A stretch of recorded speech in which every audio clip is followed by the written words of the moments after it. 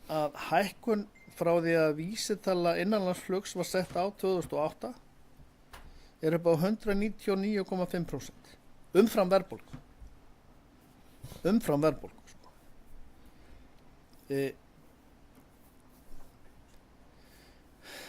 Þetta er náttúrulega bara svolítið mikið sturlað, sko. Ég meina, við erum nýbúin að gangi gegnum samninga þar sem að sveitarfélög og ríkið lofuðu að hækka ekki nema 3,5%.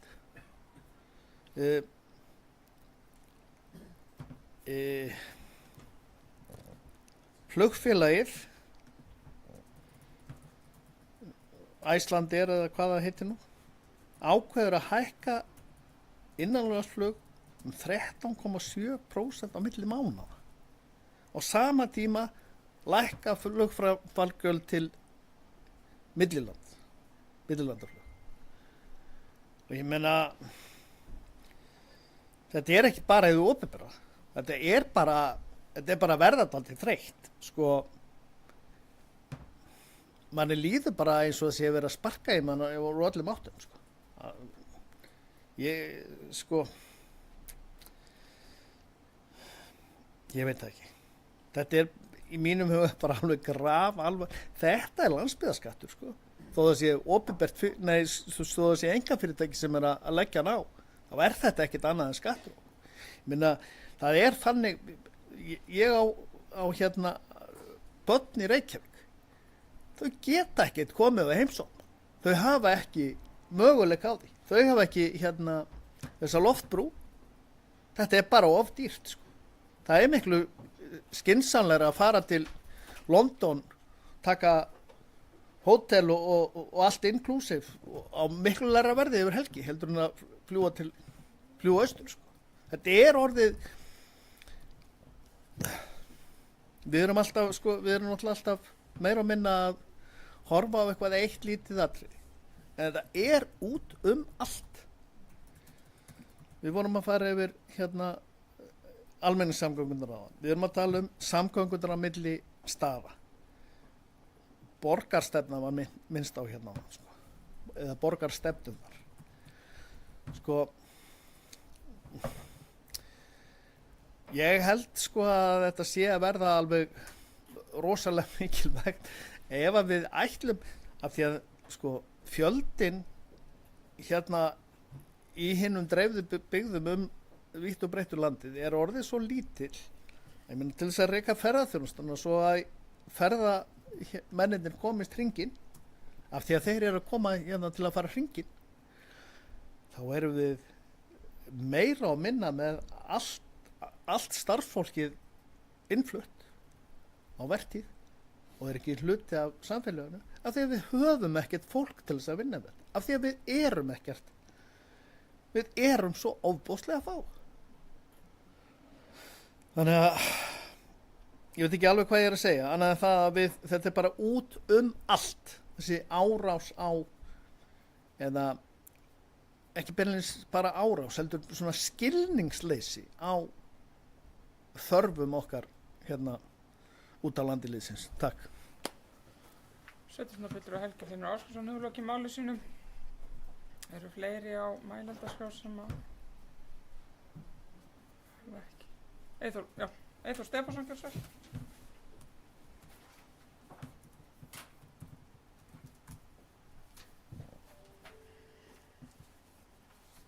Frú forseti og annað hundafólk.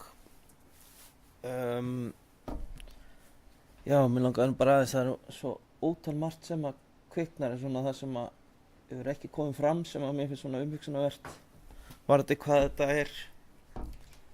Af því að Vilhjálmur Jónsson kom inn á hverju stefna ríkisins, sko, nú er einhver ráðherra búinn að kvitta upp á að þetta megi, en sko, mér er til efs að það sé búið að huga því hvort að þetta til dæmis, hvort að Sjúkratryggingar Ísland taki þátt í að borga þennan kostnað fyrir þá sem þurfa að leita sér þjónustu. Eða, já, og svo er annað sem mér finnst mjög umhugsunarvert og sambærilegt við þetta að einhverju leyti, að þegar að var byggt hafnarhúsið á Borgarfirði þá fékkst í það sjóðu frá framkvæmdasjóði ferðamannastaða upp á 200 milljónir, svo komu fram hugmyndir að fara að rukka þar bifreiðastaðagjöld og þá kom bara frá ríkinu, já, nei, það má ekki, við erum búin að borga þetta bílastæði, af hverju að rukka bílastæðagjöld til þess að reka það. Það er bara nákvæmlega sama, ríkið er búið að borga bílastæði á Egilsstöðum, af hverju má Ísavía rukka þarna bílastæðagjöld en ekki þeir sem fá styrki fyrir úr framkvæmdasjóði ferðamannastaða. Ég veit ekki annað en að á þjóðvegum landsins þá megi menn leggja í akrein til hægri þar sem annar bara mega vera bifreiðar. Þetta verður þetta ekki bara til þess að Nesið verði fullt eða bónusplanið. Minna, eru bifreiðastöðu bannaðar á Nesinu? Það getur vel verið. Ég veit það ekki. Þetta er allavega algjörlega galið og mér finnst að við hérna sem kjörnir fulltrúar fólksins hérna á Austurlandi, nú finnst mér bara að sveitarfélagið ætti að fara og leggja bíl á fyrsta degi sem þetta gerist, fá á sig sekt og fara bara með það alla leið í dómstóla. Og ég er ekki einu sinni að grínast þegar ég segi þetta. Og það kunna hljóma hjókallega. Í staðinn fyrir að eftirláta borgurunum að díla við það finnst mér bara að sveitarfélagið ætti að gera það. Það var eitthvað eitt annað en ég man ekki hvað það var. Eyþór Stefánsson lokið máli sínu og næstri punktur Ívar Karl Hafliðason, sveitarstjórnarfulltrúi okkar Svel. Forsetann að funda fólk. Ég verði alltaf hugsandi svona í framtíð sem sveitarstjórnarfulltrúi Eyþór Stefánsson fór inn á var það eru margir sem rukka bílastæðagjöld. Það eru sveitarfélög og jafnvel aðrir einkaaðilar sem eru að búa til bílastæði við áningarstæði og annað og rukka inn á þá gjöld sem held ég sé bara ágætisleið til að byggja upp þá innviði. En ég vil aldrei lýsa þessu eins og Ísavía rukki fyrir þessi bílastæði að því bílastæðin eru klárlega nauðsynleg til þess að geta rekið það þjónustu sem er á flugvöllum. Það er mjög erfitt að reka flugvöll án staðar bílastæði og ég sé alveg mun ef við myndum kannski gera hérna áningarstað og bílastæði við einhvern ferðamannastað innan sveitarfélagsins og setja þar upp gjaldheimtu. Það er eitt, en við getum líka hugsað ég líkir helst við það, þess að Ísavía verið að gera er að við myndum fara að taka upp gjaldheimtu og bílastæðinu við sundlaugarnar okkar. Það verður svona svipað, af því að sko, þú vissar alveg að þetta borga inn í sund, borgar á ákveðin þjónustugjöld, en við myndum haldið, já, það er bara innanhóf sko. Ef þú ætlar að leggja líka hjá okkur, þá er það aukalega. Mér finnst þetta svona, þannig að sko, ég held að bílastæðugjöld sé alveg gjaldheimta sem mun nýtast á mörgum stöðum, en ekki á þeim stöðum þar sem ert nú þegar ert að fara að sækja þjónustu sem við teljum bara vera nauðsynlega og held ég að sé alveg og þetta er bara svona og mér finnst það bara svona ákveðið skilningsleysi og skilningsleysi og ég veit ekki hvort þessi ráðuneytin eða ráðherrarnir eða þingmennir en það er líka bara dálítið sérstakt að lesa hér greina eftir þingmenn úr Norðausturkjördæmi þar sem þeir lýsa gíður andstöðu í þessu og rest móti þessu bara nánast deginum eftir að þeirra eigin ráðherra samþykkir að greiða fyrir þessu með því að samþykkja ákveðnar breytingar og maður veit ekki sko, eitt er bara að tala menn þurfa að fara að tala eitthvað, þú þurfum líka að gera eitthvað. Sveitarstjórnarfulltrúi Ívar Karl Hafliðason og lokið máli sínu fyrir fleira á mælendaskrá. Svo er ekki þá tekið tillöguna til afgreiðslu þeir sem samþykkja tillöguna rétt upp hönd. Hún er samþykkt, það vantar einn sveitarstjórnarfulltrúa í salinn. Við höldum áfram og förum í mál númer 9, betri vinnutími í leikskólum Múlaþings, fyrirliggja tillögu vinnuhóps betri vinnutími í leikskólum og framtíðar fyrirkomulag á sumarleyfi leikskólana og eru þær byggðar á niðurstöðum kannana til foreldra og starfsfólks. Tillögurnar voru samþykktar í fjölskylduráði 7. maí 2024. Eftirfarandi tillaga liggur fyrir fundinum. Sveitarstjórn Múlaþings samþykki fyrirliggjandi tillögu að betri vinnutíma í leikskólum og framtíðar fyrirkomulagi á sumarleyfi leikskólana og fylgur fræðslustjóra að sjá til þess að það verði virkjaðar. Ég ætla að opna mælendaskrá undir þessum lið. Berglind Harpa Svavarsdóttir óskar eftir að taka til máls. Gjörðu svo vel. Forseti, góðir fundarmenn. Já, betri vinnutími í leikskólum Múlaþings sem er bara mjög gott mál og ákveðin vinnuhópur sem fór fram. Mér langaði bara út frá þeirri niðurstöðu sem að liggur fyrir í þessu varðandi sumarleyfi að breyta því í 1 sumarleyfi.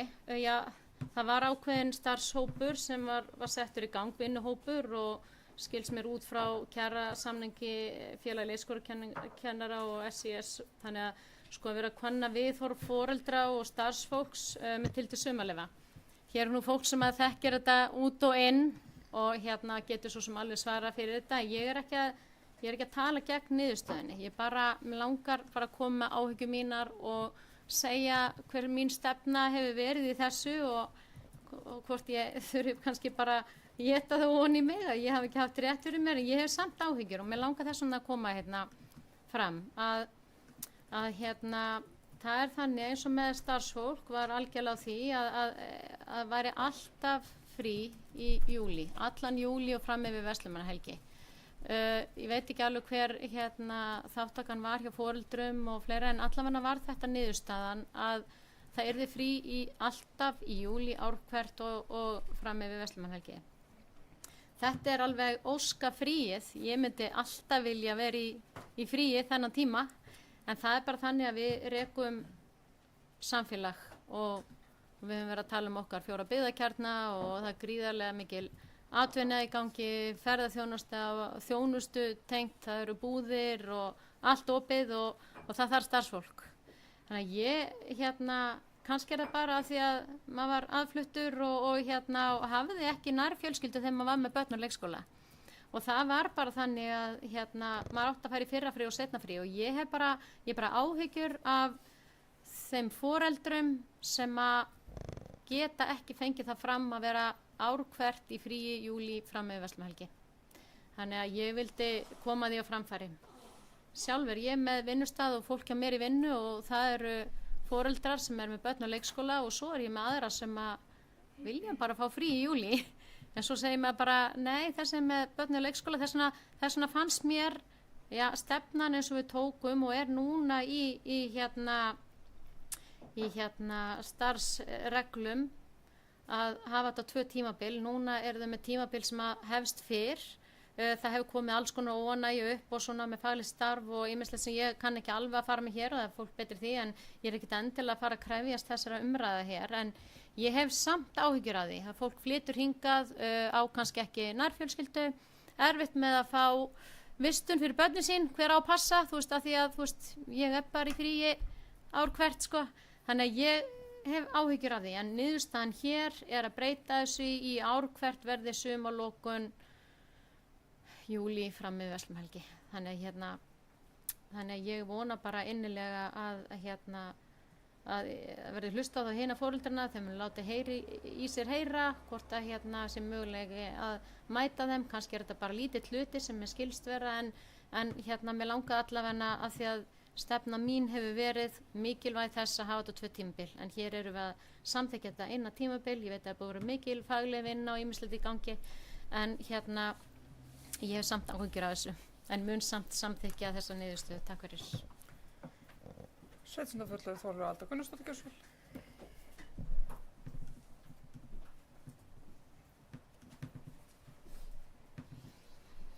Já, forseti og gott fundarfólk. Ég bara verð að vera sammála þér, Berglind, með þetta. Ég hef miklar áhyggjur af þessu, af því að hvort sem okkur líkur að betur eða verra þá eru við þjónustu samfélag í rauninni. Hér eru langt flest störf sem að í rauninni afla sinna tekna með þjónustu, sem að því það að sumarið er aðalsölutíminn og aðalvinnutíminn. Og það að vera alltaf með áskrift að besta sumarfríinu er í rauninni ekkert rosalega gott, af því að þú færð það ekkert í öllum vinnum. Og það eru bara ofboðslega margir foreldrar sem eru að vinna þannig vinnu að þeir hafa ekki tök á því að vera með börnunum sínum í fríi akkurat þennan tíma. Sem að þýðir það að barnið þetta er orðið ákveðið vesen. Þú ert að koma þig fyrir þarna, svo einn daginn er þarna, svo þarna, einhvern veginn svona bútasaumur til þess að láta þetta ganga. Í staðinn fyrir að vera með þetta á 2 rúllandi tímabilum sem að gefur foreldrum mun meiri tækifæri á því að geta nýtt sumarfríið sitt með barninu sínu eitthvað staðar að gera eitthvað sem að þeim langar að gera í staðin fyrir að vera í bútasaumi hér og þar af því að þetta er alltaf svona. Þannig að mér persónulega þykir þetta þessi niðurstaða hugnast mér ekki, en svona er þetta. Og ég myndi eiginlega bara segja það að barnið nýtur þess betur að geta verið í sumarfrí með foreldrum sínum, frekar heldur en að finnast að vera svolítið mikið svona hér og þar og út allt. En svona var niðurstaðan. Mér langaði bara að benda á þetta og ég bara er sammálaður og ég deili þessum áhyggjum mínum af þessu. Takk. Sveitarstjórnarfulltrúi, var einhver undan Björgu þegar ekki? Nei, Björg, eða þú stótt ekki að svel?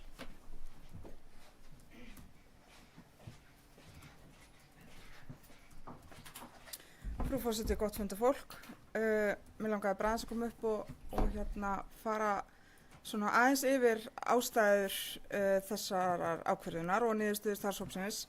Ég satt sérst í starfshópnum sem vann þessi tillögur sem fjölskyldur tók síðan öllu leyti undir og samþykkti. Starfshópurinn gerði þessa könnun sem sveitarstjórnarfulltrúi Berglind Harpa Svavarsdóttir vísaði í, þar sem var kannað viðhorf starfsfólk annars vegar og foreldra hins vegar, 2 aðskildar kannanir. Niðurstöður beggja kannana voru að meirihluti svarenda vill hafa sumarlokunina 5 vikur og á sama tíma, frá júlí og fram með verslunarmannahelgi. Það hefur til dæmis notið talsverða óánægju meðal foreldra núna hvað sumarfríið er snemma og miðað við niðurstöður kannaninnar þá hentar það meirihluta svarenda verr heldur en hitt. Það kemur sér líka illa fyrir þau sem ekki hafa möguleika á púsluspili eins og vísað var hér í áðan með börnin, svo að það eru ýmsir vinklar á því og alltaf einhverjir sem lenda í einhverju púsluspili. Óska sumarfrístími eða ekki, þetta er það sem kemur fram að henti starfsemi leikskólans sem stofnun best sé tekið mið af hagsmunum barnanna fyrst og fremst og svo auðvitað kemur annað þar inn í. En við ættum auðvitað alltaf að hafa hagsmuni barnanna að leiðarljósi sem barnvænt samfélag. Leikskólinn er fyrsta skólastig barnsins en ekki skilgreind þjónustustofnun við atvinnulífið. Ég get þó auðvitað skilið hinn vinkilinn af því að auðvitað virkar leikskólinn sem þjónustustofnun líka þó hann sé ekki skilgreindur þannig. Þannig að auðvitað, ég er ekki að segja að ég sé að öllu leyti ósammála en hins vegar, og ég hef meira þess að sjálf verið þeirri stöðu að eiga mjög erfitt með púsluspilið sem þessu fylgir. Þannig að ég skil þetta mjög vel og bara á eigin skinni. Ég er ekki að segja það. En niðurstaða hópsins og fjölskylduráðs var sérst sú að halda fyrirkomulaginu óbreyttu, það er að segja að loka í 5 vikur en foreldrar geta sótt mætingu í 5. vikunni. Og þannig er möguleikanum haldið opnum fyrir þau sem á þurfa að halda. En það er hins vegar ekki mikil eftirspurn eftir mætingu í 5. vikunni sem hefur alveg komið dálítið óvart. Það eru mjög fáir sem sækjast eftir því. Og eru allir leikskóla sveitarfélagsins lokaðir í sumar í 5 vikur nema Tjarnarskógur. En þar náðist þessi lágmarksfjöldi barna sem þarf til að hafa opið. Þannig að eftir samráð við starfsfólk umræddra stofnana og þjónustu þegana reyndist því lítið ákall eftir meiri sveigjanleika eða breytingum á fyrirkomulagi lokunar, heldur frekar ákall eftir fyrirsjáanleikanum ef lesa má niðurstöðurnar rétt og það því augljós niðurstaða vinnuhópsins á þessum tímapunkti. Sveitarstjórnarfulltrúi Björg Eðsdóttir lokið máli sinni, Ívar Karl Hafleifsson og óskar eftir að taka til máls, gjörðu svo vel. Frú forseti, að funda fólk. Þetta er náttúrulega mál sem ég bara vil taka bæði Berglindi og þeir sem hafa komið Björgu sérstaklega fyrir yfirferð á starfshópum að ég held að sé ljóst að þetta er við erum kannski bara sem samfélag bara ekki alveg komin í þá stærð að geta veitt kannski þjónustum sem okkur myndi dreymum. Ég myndi alveg vilja og ég veit að það eru sérstaklega sem starfa í þeim greinum sem þurfa geta bara ekki lokað. Það eru bara hellinga greinum sem við ætlum, við viljum geta farið í búð og farið á heilsugæslustöðina og farið í sjúkrahús, við viljum fá þjónustu allt árið. En við erum kannski ekki komnir í þá stærð að geta veitt það að þeir sem þurfi geti bara sótt þessa þjónustu alltaf, eða ráði sinni sumarfrí. Auðvitað er það þannig kannski bara í mörgum stærri samfélögum manna að það eru leikskólar sem jafnvel bara beintengdir atvinnurekstri eins og sjúkrahúsum til að mæta þörfum foreldra. Auðvitað má segja þá er alltaf samt komin til beit, er þetta þjónusta, er þetta fyrir börnin? En það er kannski hinliðin á því er þetta það lítur líka að vera gott fyrir börnin að geta verið fríi á sama tíma foreldra sinni. Það er auðvitað kannski öskar staða en ég held að þetta sé bara niðurstaða foreldra ég tel að meðlut foreldrar sjá þetta fyrir sér En það sem Bergljótur bendir á að meirhluti, það er einhver sem er erfitt með þetta. En ég held að þetta sé kannski bara það sem við þurfum kannski að svona velta fyrir okkur svona í framtíðinni og það kannski fjölskylduráð er að kannski svona kannanir geta alveg verið. Við erum að velta fyrir okkur, er einhverju viðkvæmur hópar sem eru lent undir. Það er eitthvað þannig sem við getum þurft að grípa inn í. En ég er bara hræddur bara svona sem, já hvað var að segja, rúmlega 5.000 manna fjölkjörða samfélag. Að þá kannski eigum við þetta erfitt með að mæta þeirri, kannski bara bjóða upp á þjónustu sem við myndum vissulega vilja. Að foreldrar gætu bara á haustin ákveða hvernig það er í sumarfrí, út frá bara hvað hentar þeim á þeim tíma. En þannig ég held að þetta sé kannski, ég mun samþykkja þetta er svona eins og þetta var vel unnið, en ég held að við þurfum kannski svona bara aðeins veltaði fyrir okkur því að við höfum þetta gert alltaf breytingar. Við vorum alltaf ítt í þetta varandi styttingu vinnu og ykkur annar þar sem við þurftum alltaf að bregðast við að hvað sem var óskir viðveru barna í leikskóla og vinnutími starfsmanna var allt í hennu komið alltaf bil á milli. Og við höfum gert það og það að menn þurfa að sækja lengri vistun og sækja við erum með því jól nýjás og svona ákveðna hluti sem við höfum gert, hefur líka sýnt fram á það að þegar menn þurfa að sækja það sérstaklega, þá er ásókn aðeins minni við reiknum með. Við höfum líka verið að sjá það að beiðinu vistunartíma og raunvistunartími, það er dálítið bil þar á milli. Og það er bara þannig að við höfum hort á til dæmis Kópavogsbæ, taka dálítið slagið þessu, slagur sem var mjög erfið til að byrja með, en hefur sýnt sér núna að bæði ánægðar starfsmála og barnan og annara virðist vera almenn, veikindi minnkað og svona þannig að ég held að sé alveg tækifæri fyrir okkur að halda áfram í þessari vinnu og bara eins og ég bara skilda okkur líka eins og ég að halda áfram þessari vinnu og reyna að móta þetta þannig að þetta nýtist sem flestir sem best. Takk. Sveitarstjórnarfulltrúi Ívar Karl Hafleifsson loki málsinu. Eru fleiri sem vilja taka til máls út af þessu leið? Svo er ekki og þá tekið tillöguna til afgreiðslu. Þeir sem samþykkja tillöguna á réttu pönt. Það er samþykkt samhljóða. Við erum þá komin í mál nr. 10, endurskoðunarreglum leikskóla í Múlaþingi. Fyrir liggja endurskoðaðar reglur í leikskóla í Múlaþingi í samræmi við breytingar vegna betri vinnutíma. Reglurnar voru samþykktar í fjölskylduráði 4. júní 2024. Eftirfarandi tillaga liggur fyrir fundinum. Sveitarstjórn Múlaþings samþykkir fyrirliggjandi reglum leikskóla í Múlaþingi og fylgur fræðslustjóra að sjá til þess að þær verði virkjaðar. Og ég ætla að opna mælendaskrá til þessum leið einhver taka til máls. Já, takk. Einhver sem ekki taka til máls til þessu leið. Svo er ekki þótt ekki tillögun til afgreiðslu. Þeir sem samþykkja tillögun er rétt upp hönd. Það er þá samþykkt samhljóða. Við erum þá komin í lið nr. 11, reglur innritun í leikskóla Múlaþings. Fyrir liggja nýja reglur innritun leikskóla í Múlaþings. Reglur þessar þarf að birta í stjórnartíðindum og því eru þær teknar út reglur leikskóla Múlaþings. Reglurnar voru samþykktar í fjölskylduráði 4. júní 2024. Eftirfarandi tillaga liggur fyrir fundinum. Sveitarstjórn Múlaþings samþykkir fyrirliggjandi reglur innritun leikskóla Múlaþings og fylgur fræðslustjóra að sjá til þess að þær verði birtar í stjórnartíðindum og virkjaðar. Og ég ætla að opna mælendaskrá undir þessum lið, einhver hyggst taka til máls. Svo er ekki þó tekið tillögurnar til afgreiðslu. Þeir sem samþykkja þetta rétt upp hönd. Það er samþykkt samhljóða. Við erum þá komin í málefni Stakkahlíðar, lið nr. 12. Fyrir liggur bókun frá fundi heimastjórnar Borgarfjarðar dagsett 7. júní 2024 varðandi málefni Stakkahlíðar. Eftirfarandi tillaga liggur fyrir fundinum. Sveitarstjórn Múlaþings tekur undir með heimastjórn Borgarfjarðar varðandi mikilvægi þess að haldinn verði opinn kynningarfundur þar sem umfjöllunarefni verði möguleg fyrir yfirlýsing Stakkahlíðar. Sveitarstjórn fylgur heimastjórn Borgarfjarðar að hafa umsjón með og boða til slíks fundar. Við ætlum að mælendaskrá undir þessum lið ef einhver hyggst taka til máls. Helgi Hlynur Ásgrímsson, gjörðu svo vel.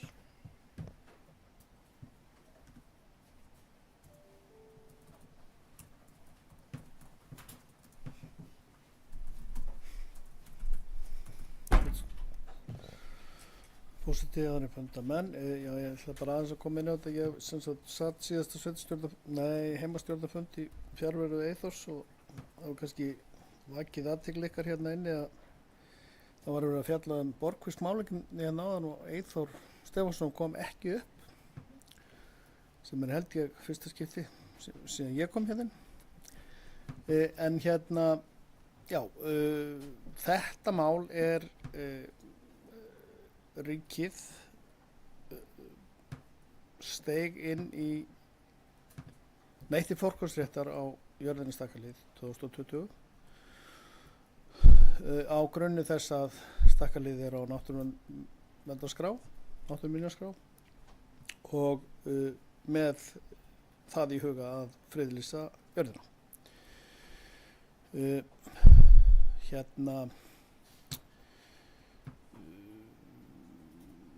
Það búið að beina því til Umhverfisstofnunar að friðlýsa Stakkahlíð en það fer ekkert á stað án frumkvæðis heimamanna.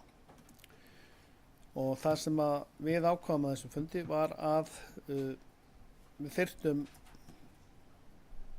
kynningu, við þyrftum að vita meira hvað við værum að tala til þess að geta tekið ákvörðun það hvort að við förum fram á að þetta fái forgang í kerfinu. Það er þannig að það er mjög mikið að gera á þessu sviði og ef að eftirfylgni heimamanna er ekki nóg þá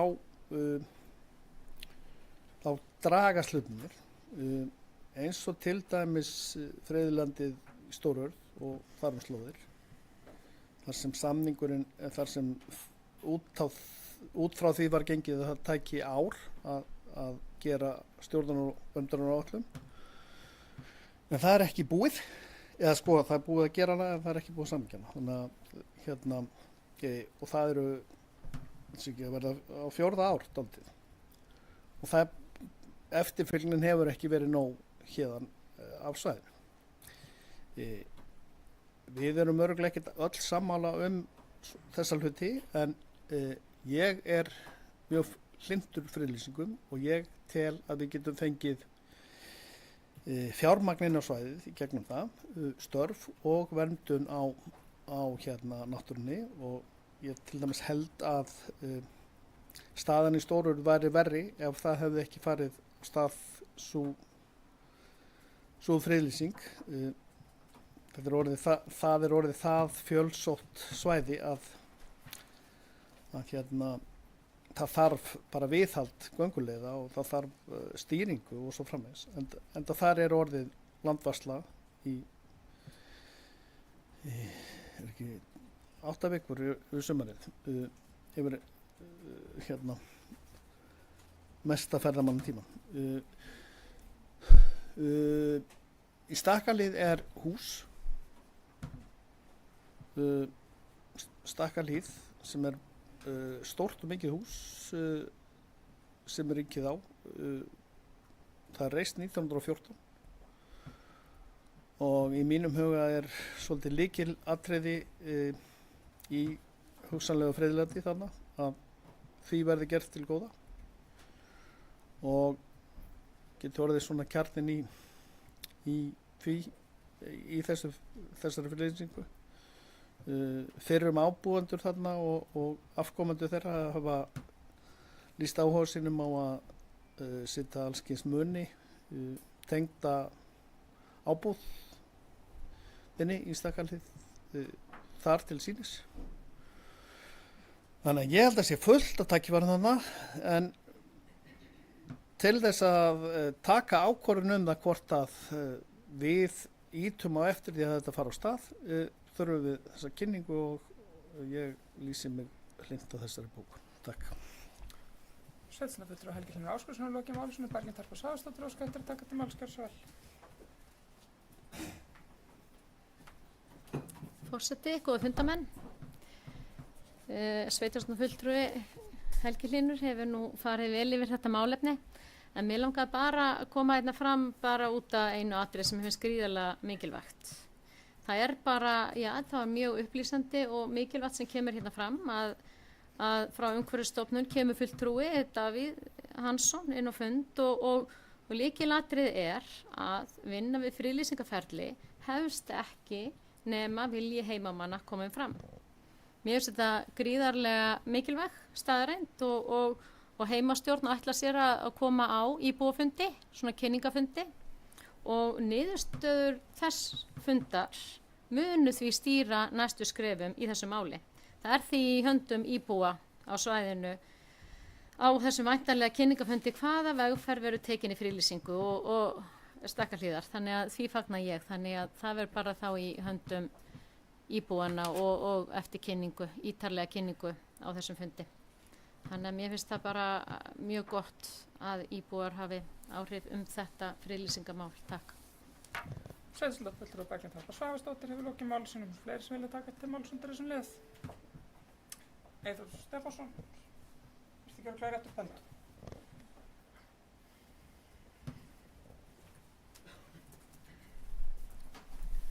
Frú forseti og annað þetta fólk.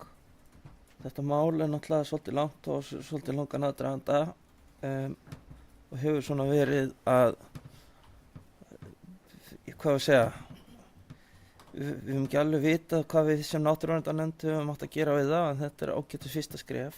En það er hins vegar ekki þannig að heimamenn stjórnið í hvort eigi að friðlýsa eða ekki. Ríkið er búið að ákveða það fyrir okkur. Spurningin er hvort að við eigum að reka eftir því þannig að þetta fari í einhvers konar forgang hjá stofnuninni. Nú erum við bara í skúffu hjá Umhverfisstofnun og það er einhver friðlýsing hjá Langanesbyggð sem við verðum að vinna í sem er til dæmis á undan og okkur sagt að það sé meðal annars verið til vegna þess að þar hafi verið þrýstingur á að drífa í þessu.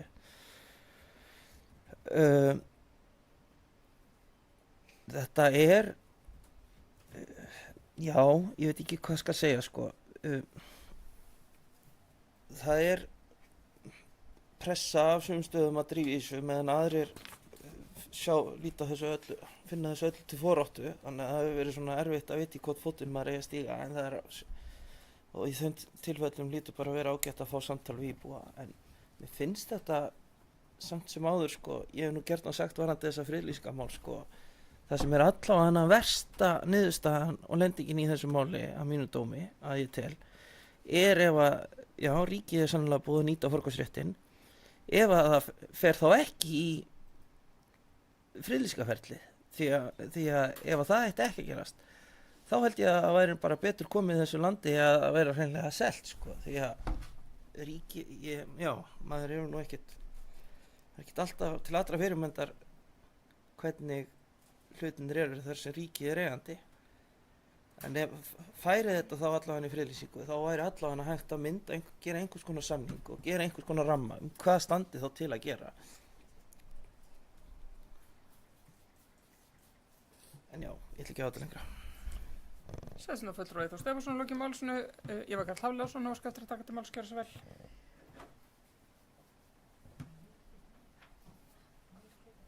Frú forseti, mér er nefnilega, ég ætla aðeins að svona framlega sem Eyþór Stefánsson frændi minn sagði, sveitarstjórnarfulltrúi. Það er náttúrulega ekki töfralaust að friðlýsa. Jökulsárlón var friðlýst 2017. Það er stefnið við að fá 2 milljónir gesta og þar hefur uppbyggingin verið mjög hæg, mjög erfitt. Það var þetta malbyggja bílastæði núna, klóstinn er í 10 bötu gámum og ég held að til þess að það fara einhver vitastað þá verður þar boðið út, engaðunum boðið þar út byggingaréttur og þannig mjög með fjármagna. Það er því að eitt er að friðlýsa, það er bara ekki, svo þarf að vera peningar í einhver uppgerð.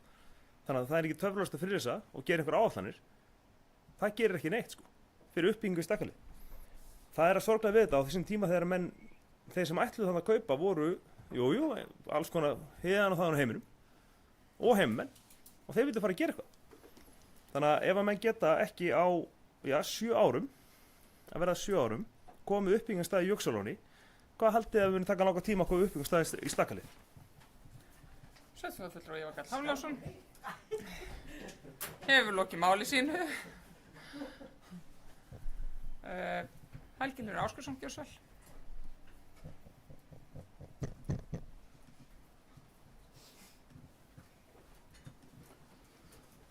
Forseti, já, Ívar Karl Hafliðason er með margt á hornum sér hér í dag.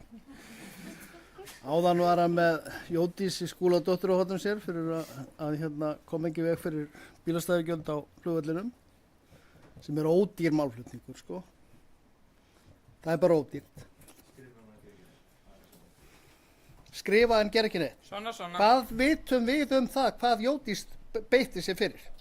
Þetta eru árásir sem eru bara langt fyrir neðan allra hellur. Þú ert með 3 þingmenn, þú hefur samtal við 3 þingmenn, af hverju kemur þeir ekkert? Nei, þetta er umræða sem, þetta er langt fyrir neðan beltistað. Jódís er ekki hér til að svara fyrir sig. Ég fór ekki undir þessu lið, mér fannst þetta svo lágkúrlegt en ákvað að sleppa því. En svo heldur bara áfram að æla hérna með allt og hotnið þar. Sko, ég ætla ekki að halda því fram að öll friðlýst svæði á Íslandi séu geggjuð. Það er bara mjög langt frá því. En það hefur hins vegar ýmislegt gerst fyrir það að land hafi verið friðað. Sko. Og ég er bara ekki sammála því að land sé endilega alltaf betur komið í eigu útlendinga heldur ríkisins. Sko. Það er bara of langt gengið að mínum dómi til þess að vera boðlegu málflutningu. Sko. Ég meina, Vopnafjörður er meira og minna orðin í eigu eins ákveðins útlendings. Er það frábært? Ég meina, við getum ekki haldið fund SSA þar af því að það er ekki til húsnæði. Af því að það er bara upptekið við að þjóna þennan eina mann. Þetta er málflutningu sem mér finnst fyrir neðan okkar virðingu. Nú er ég hins vegar búinn að bregðast við brýningu Jóninu með að vera aðeins reiðari og þakkaði fyrir það, Jónina. Já, verður að verður ykkur öllum að góðu. En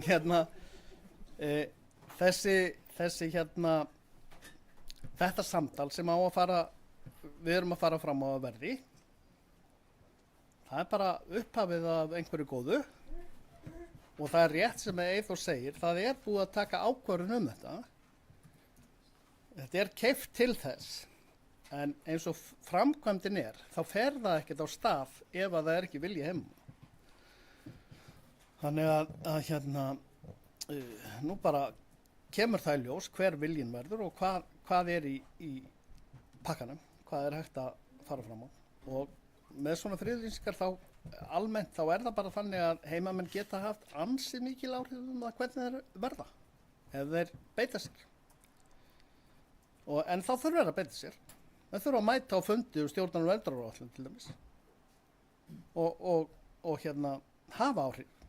Það er bara mjög mikilvægt til þess að við fáum þetta. Ég er ekki í neinum vafum að landvarsla skiptir gríðarlegu máli. Og hún er ekki framkvæmd af einkaaðilum. Almennt eru eigendur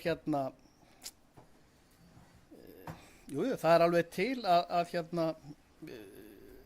kerið í Grímsnesi, það er eitthvað gert þar, en það er rökkuð bílastæðagjöld fyrir ekki 100 milljónir á ári.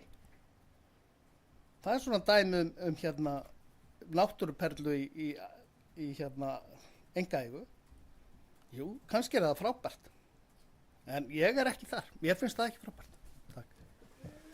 Sveitarstjórnarfulltrúi Hildur Ásgeirsson er lokið máli sínu. Sveitarstjórnarfulltrúi Hildur Þórsdóttir óskar eftir að taka til máls, gjörðu svo vel. Já, forseti og ágæti fundamenn. Hér kemur fram í bókun heimastjórnar Borgarfjarðar að það fari vel að halda þennan íbúafund í Loðmundarfirði að liðnu sumri og ég bara hvet íbúa sem vilja láta sig máli varða að mæta þann fund, það skiptir máli. Svo má ég nú til með að taka undir það sem Helgi Hlynur var að segja okkar fyrrverandi samstarfskonu Jódísi Skúladóttur.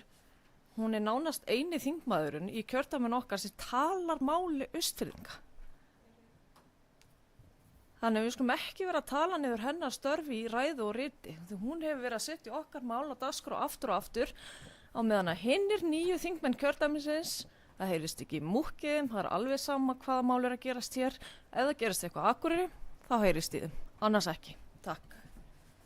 Sveitarstjórnarfulltrúi Hildur Þórsdóttir er lokið máli sínu. Fleiri sem vilja taka til máls undir þessum lið. Svo er ekki þá tökum við tillöguna til afgreiðslu þeir sem samþykkja tillöguna rétt upp hönd.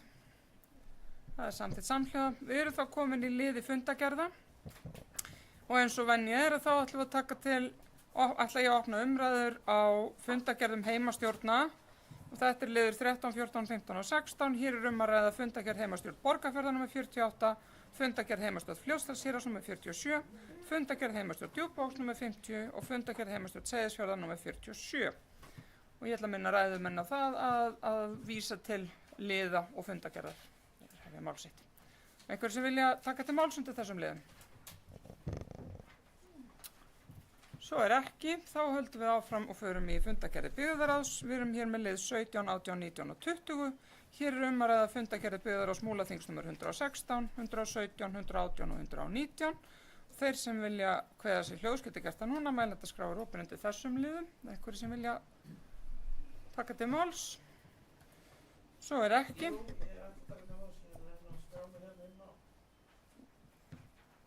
Eyþór Stefánsson hefur óskað eftir að taka til máls, gjörðu svo vel.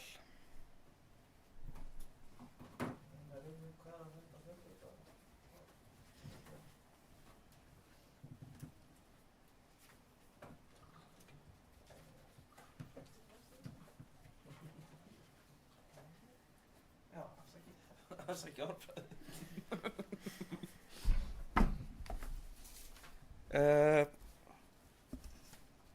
Ég held að þetta sé fundarliður 18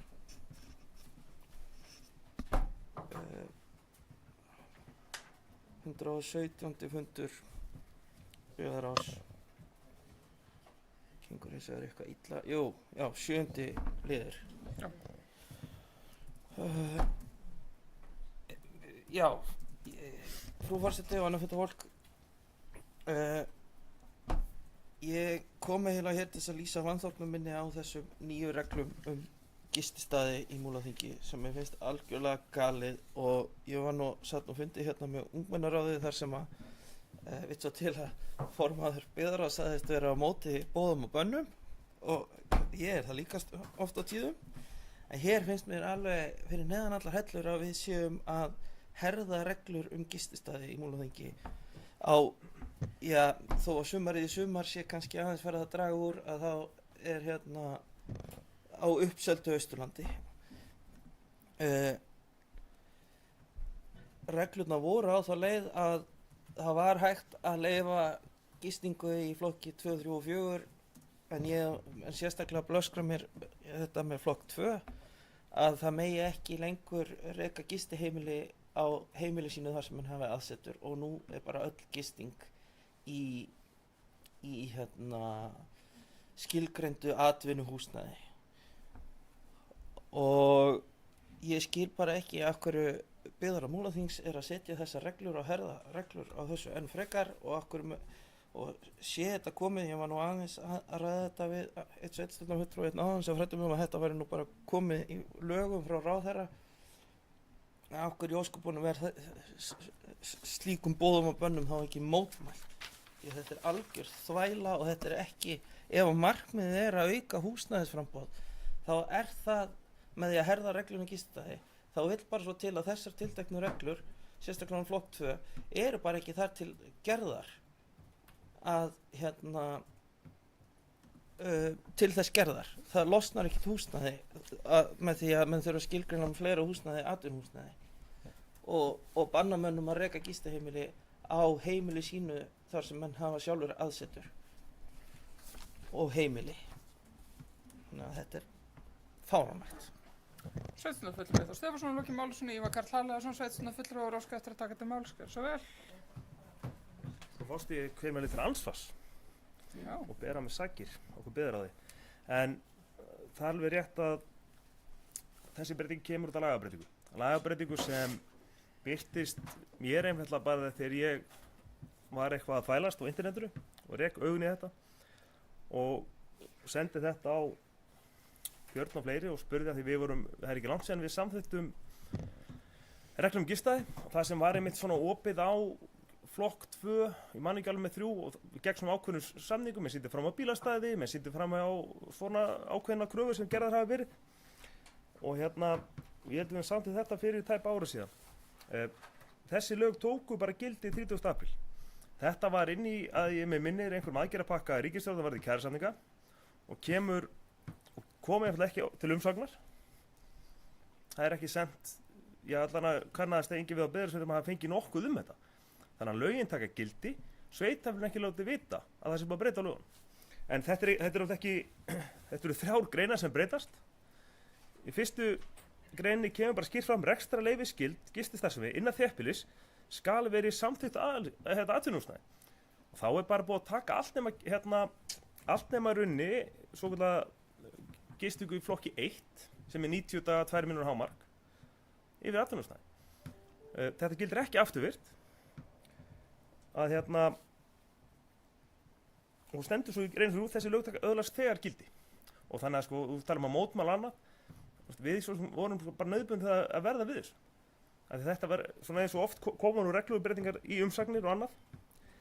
Þannig að ég kannski því að markmiðin voru klárlega það að reyna að fá það nýbyggt húsnæði sem að koma, það kæmi sannarlega inn á markaði sem íbúðarhúsnæði, ekki sem dulið atvinnuhúsnæði.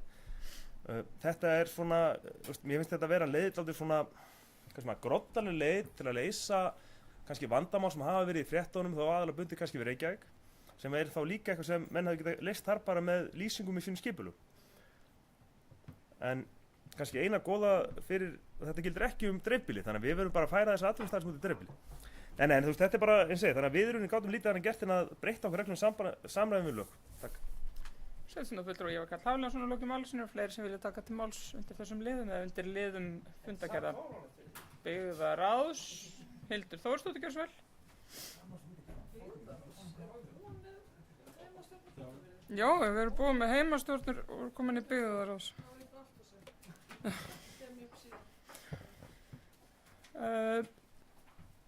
Fleiri hafa ekki hvað til ljós þannig að þá er búið freistandi að loka þessum liðum.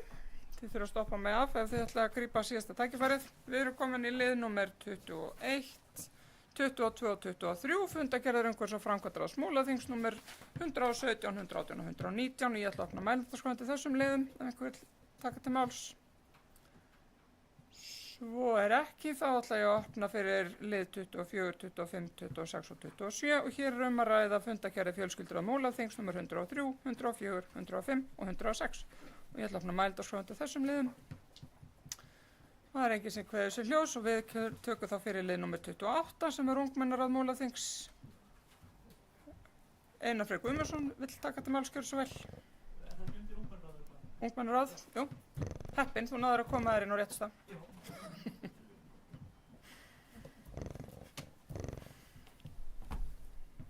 Já, virðulegi forseti, góðir fundarmenn. Ég ákvað að nýta tækifærið og koma hér upp undir þessum lið til að vekja athygli á sameiginlegum fundi sem við í sveitarstjórn áttum með fráfarandi ungmennaráði Múlaþings fyrir í dag. Á fundinum áttum við gott samtal við ráðið og fengum meðal annars greinargóða kynningu á niðurstöðum skoðanakönnunar sem framkvæmd var í tengslu við ungmennaþing sem ungmennaráðið stóð fyrir í apríl síðastliðnum áhrif net og samfélagsmiðla og ungmenni í Múlaþingi. Þar komu fram ýmsar áhugaverðar niðurstöður og hugmyndir aðgerðir sem vonandi verður hægt að fylgja eftir núna í framhaldinu. Að lokum vil ég þakka þessu ungmennaráði fyrir sitt góða og mikilvæga starf og hvetja sem flesta til að gefa kost á sér til setu í næsta ungmennaráði Múlaþings þegar ráð næstu 2 ára verður kjörið í haust. Sjálfur satt í ungmennaráði 5 ára skeið og öðlaðist þar reynslu og skemmtun sem ég hefði ekki viljað vera án og vil ekki að aðrir fari á missið því sama. Takk fyrir. Sveitarstjórnarfulltrúi Einar Freyr Guðmundsson hefur lokið máli sínu. Fleiri sem vilja taka til máls undir þessum lið.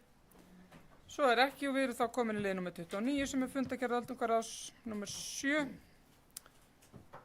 Það er enginn sem kveður sér ljós og hún er þá hér lögð fram til kynningar. Við erum þá komin að 30. og síðasta lið fundarins í dag sem er skýrsla sveitarstjóra og ég ætla að bjóða Björn Ingimarsson að koma hér og fara yfir skýrslu sveitarstjóra.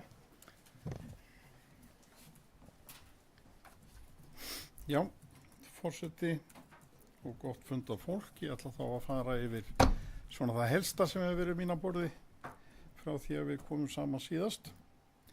Varðandi starfsmannamálin þá höfum við bara svona haldið þessi reglubundnu fundi sem eru fundi með sviðsstjórum, hafnarvörðum og starfsfólki stjórnsýslu. Það var haldinn svona sérstakur svona verkfundur með sviðsstjórum í Sláturhúsinu í síðustu viku þar sem megin umfjöllunarefni var útfærslan á því hvernig við munum útfara og mæta og vinna þannig að við lögum okkur að þessari rammaáætlun sem nú var samþykkt hér hjá okkur í dag. Hvað samstarfsverkefni var það þá ég seti fundi stjórnar samtaka sjávarútvegssveitarfélaga, samtaka sveitarfélaga á köldum svæðum, auk eignarhaldsfélagsins Brunabótar og það var í morgun eins og sum ykkar urðuð svona vitni að þá var haldinn svona, var umfjöllunarfundur á vegum samtaka sveitarfélaga á köldum svæðum á Teams, þar sem að umfjöllunarefnið er í raun að gera grein fyrir þeirri vinnu sem og þessum samskipti sem við höfum átt við bæði fulltrúa orkufyrirtækja og stjórnvalda varðandi þessi mál og það verður svona haldið áfram að vinna í þeim málum. Aðalfundir Ársala og Brunavarna á Héraði voru einnig haldin og hvað þar meðals má segja að varðandi aðalfund Brunavarna á Héraði þá var svolítið umræða það hvort við ættum að halda áfram í rauninu byggðasamlaginu Brunavarnir á Héraði og mínum að þetta er full ástæða til að taka það til alvöru skoðunar. Þetta var skoðað eða sem sagt töluvert fyrir þó nokkrum árum síðan. Það var náttúrulega fyrir sameiningu sveitarfélagana. Niðurstaðan þá var svo að